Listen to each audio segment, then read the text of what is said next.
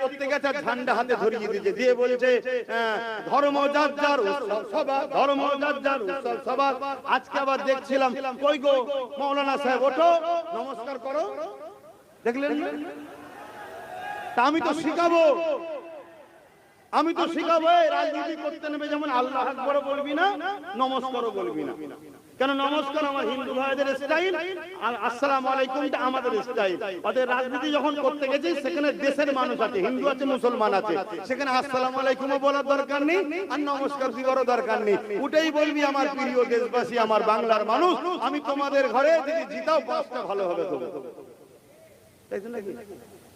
High দেখেন বলছে ঠিক, উঠে আপনার যা বলার সেটা বলবেন যে আমাকে যদি জিতান আমি আপনাদের জন্য বিধানসভায় আওয়াজ তুলবো, এলাকার যা প্রয়োজন আছে সেটা মিটাবো, এই তো কথা রে বাবা। কিন্তু না, ওখানে বলতে পারছে না যে এটা আমাদের বলা যায় না। কেন? যদি আবার টিকিটটা ক্যান্সেল করে দেয়। এটা গেল, আবার আমার ঘরের একটা রয়েছে টুপিটাকেই বাদ দিয়েছে। হাই রে তুই কি? হ্যাঁ ভাই ভাইয়ের জায়গায় ভাই, ভাই ভাইয়ের জায়গায়, রাসূলুল্লাহর আগে ভাই নয়, দ্বীনের আগে ভাই নয়। আমি তাকে ব্যক্তি আক্রমণ করছি না, তো তার হিদায়াতের জন্য দোয়া যেমন চাইছি, ইনার হিদায়াতের জন্য দোয়া চাইছি। আল্লাহ এদের দুজনকেই হিদায়াত করুক, বলুন আমিন। এ ভাই নয় বলে যে বলবো হিদায়াত হবে না তা নয়, একে আল্লাহ হিদায়াত করুক, এই শয়তানদের থেকে চলে আসুক, আমার ভাইটাও যেন ফিরে আসে, বলুন আমিন, বলুন আল্লাহুম্মা আমিন। এদের হিদায়াত দরকার, ঠিক না বেটি? কিন্তু এদের হিদায়াতের জন্য সবথেকে বড় ওসিলা হলো এদের হারা দরকার। এদের হিদায়াতের জন্য সবচেয়ে প্রথম রাস্তা হলো হারা দরকার, কারণ জিতে গেলে আরো হারামের মাল ঝাড়বে, আর যত হারাম খাবে তত জাহান্নামের দিকে যাবে, পরিবর্তন হওয়ার রাস্তা পাবে না। যদি বলেন আমরা হুজুর মানুষ খাবো কেন, তুই খাবি না আমি জানি, কিন্তু তোকে খেতে হবে। কেন? নিজের জন্য না খেলো, যার ইশারায় উঠে বলেছিল এটা নমস্কার করো, যার জন্য বলছি আগুনে ঝাঁপতে দেবো, সে বলবে লিয়া ইনকাম করে। কথা বুঝছেন না? বোঝেন না? হ্যাঁ, আর না হয় তোকে বলবে গ্যাজের কেসে ভরে দেবো। তুই ভাববি আমি হুজুর মানুষ বলিছে, মানুষ গ্যাজের কেস খেয়ে যাবো, চুরি করেই নিয়েছে।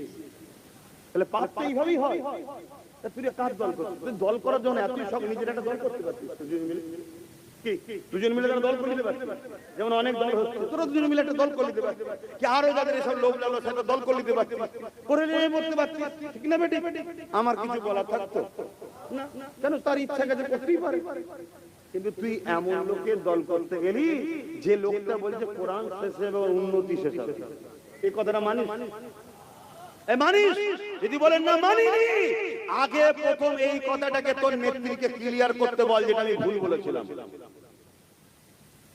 আগে তোর নেত্রীকে বল যে কথা বলা আমার ভুল হয়েছিল, আমাকে সমান নজরে আপনারা দেখবেন। মানুষ মাত্র ভুল হতে পারে, আমরা দ্বিতীয় কিছু বলবো না।